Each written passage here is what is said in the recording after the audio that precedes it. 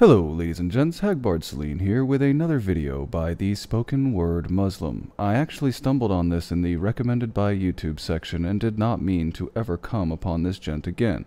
He talks the usual rubbish and frankly I'm not really sure who this is for. Non-believers think you look silly pseudo-rapping about your sky daddy, and believers already know and believe everything you're saying, so what? You're literally just gonna preach to the choir here, or what's the plan? But without further ado, I'd like to bring you The Demented Dr. Seuss versus Muslim Spoken Word, Part 2. What are we doing here? And where are we gonna go? Well, the actual Dr. Seuss covered that in Oh the Places You'll Go. It's like we just woke up one morning, and then it's welcome to the show. That's not a profound idea, it's a perennial question of humanity, one that has formed the basis of many quandaries in philosophy. Don't ask any questions, just go with the flow. Make as much money as you can, and try your best not to get broke. Well, that's a good idea, regardless of your religious beliefs, because those that are very poor rarely find any sort of relief. Copy everything you see on the TV, from the hairstyles to the clothes, and don't think too often. Just do exactly as you're told. Criticizing a society for these imaginary controls is an interesting mission, especially considering your religion translates into submission. And if you ever get confused, then just turn towards the alcohol. You'll still hear your thoughts. Then just turn up the radio as you learn to live a lifestyle of drugs, sex, and rock and roll. Nobody's ever said booze or music solves your problems, but I will take them over stoning adulterers like you Muslims. As for the pitfalls of drugs, sex, and rock and roll, I'll take them over your shitty idea of controlled. But in all honesty, I just need to know.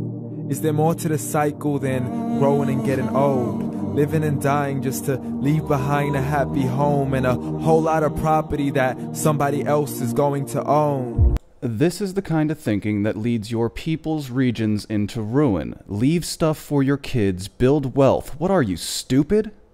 I just really need to know before the casket's closed, 'cause I'm not willing to gamble with my soul, nor am I ready to take any chances. These are just simple life questions, and I'm just searching for some answers. There is nothing simple about any of these questions. That's the problem with you people. You want simple answers because your brains are simple. Like, what are we doing here? And what is our purpose? How did we get here, and who made us so perfect? We're not perfect. Nothing is. That's the issue here. If we were, explain the maladies, birth defects, and genetic diseases to me, dear. And what happens once we go, or is this world all really worth it? Questions we don't answer because apparently we don't really have to. There's no purpose to this life and our existence is merely natural. Then in that case, please let me ask you, did you create yourself, or was it somebody else who had fashioned you? 'Cause you're a being that's impeccable, faultless and unparalleled. You're a product of supreme intelligence, and I'm merely being rational. You don't get to use the word rational. You're a religious zealot, obsessed with being a perfect being made by God because it felt good. For there isn't a camera on this earth that can come close to the human eye, nor a computer that can compete alongside the human mind. And if the whole world was to come together, we wouldn't be able to create a single fly. Well, it's been proven by scientists that through time they can genetically modify the fly. Did you even do your research on this guy? As for that bullshit when it comes to the perfection of the human eye, I would love to hear you explain to me why other animals are superior. I'd love to hear you try. So many signs, yet we still deny. As science tries to justify that all this could come from none, when it's a simple sum. 0 plus 0 plus 0 cannot possibly ever give you 1. Science doesn't say it came from nothing. That's your pitch, kid. And I'll take it over your old-ass desert book demanding submission. So from where did all this order come? For everything has its origins, a maker, a creator of its own. I mean, the only reason you're watching this video is because somebody had to press upload. I suppose my audience should just be happy you're not using that tired-ass metaphor about the boats. So we can believe in the Big Bang, but I'd rather believe in He who caused it to explode. Allah, the creator of everything along with every single soul. The ever-living, the master, the only one who is in control. I understand your desire to externalize your locus of control, but I'd rather take responsibility for my life and my choices as my own. Unlike his creation, beyond our imagination, and no, he's not a man, nor does he have any partners in association. He's on his own, and no, he did not ever leave us alone. Well, now you're just kinda talking shit from which I can derive essentially no meaning. I know this is a sensitive subject, you being a Muslim and all, but have you been drinking? Just like every manufacturer, he left us with an instruction manual. And just like an instruction manual from China, yours makes no sense at all, full of internal contradictions, screwed up syntax, and other bull. The Quran and Islam, and I'm sorry to jump to conclusions, but it's the only one possible. It is indeed jumping to conclusion, considering all the other books, but I'm sure you don't consider them real, eh, Toots? The only definition of God is the one and only supreme being. It's logical. No rhyme here, no joke here. Stop using words like logical. A book with zero contradictions, with miracles that are both scientific and historical. My only response to that will be the link I leave in the description. I hope everyone gets a chance to see the contradictions therein, kitten.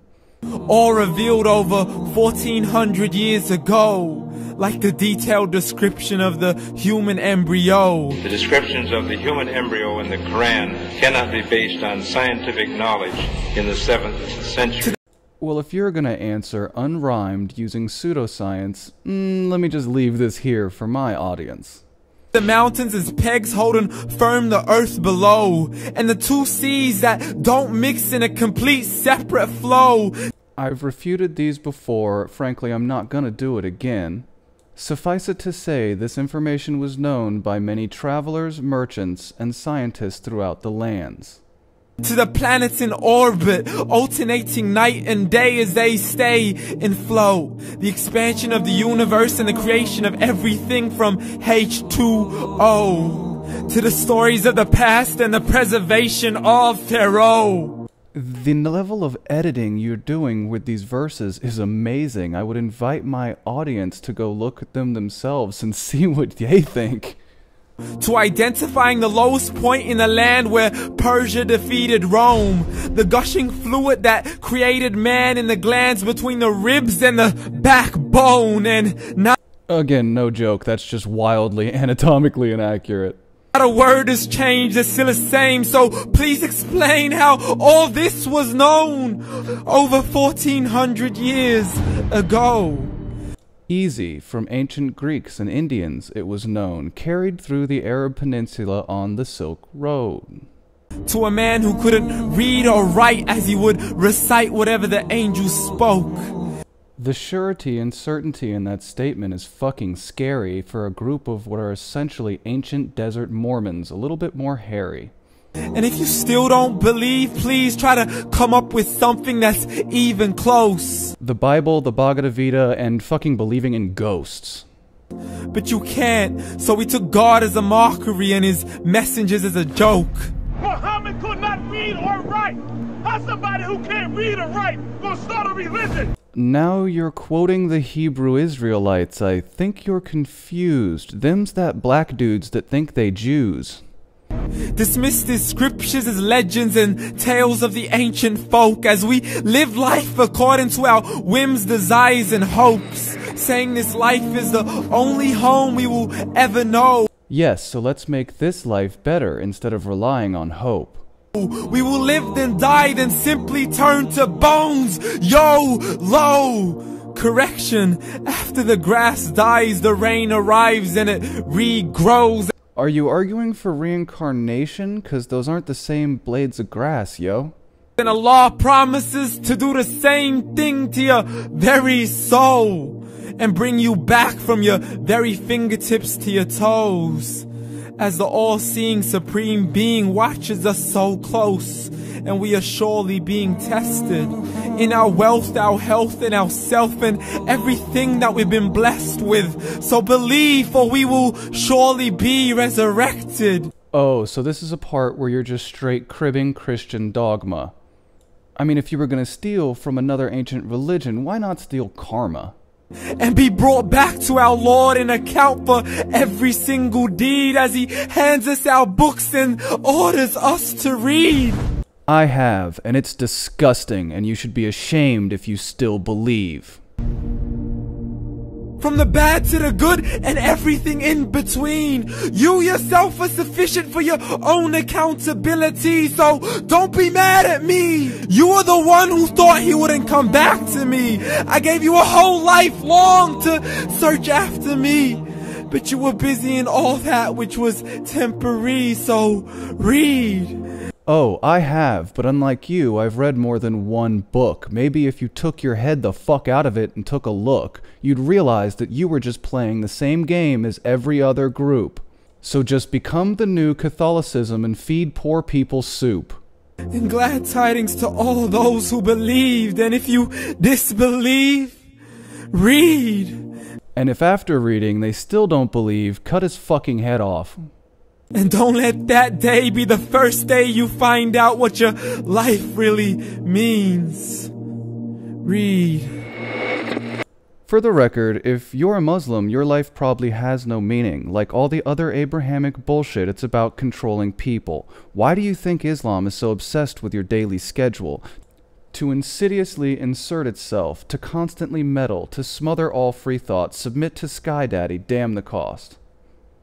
And that's all for the rhyming portion of today's program. I hope everybody enjoyed the Demented Dr. Seuss versus the Muslim spoken word poet, Part 2. It has been as much a joy for me to create as it was hopefully for you guys to watch.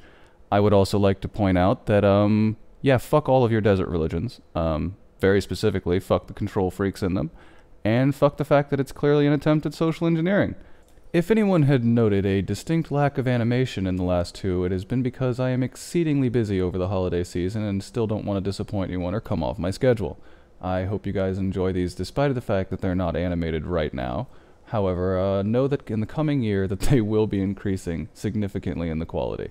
I hope you guys have had fun. I hope you have a good one. I'll see you guys on Wednesday. Goodbye.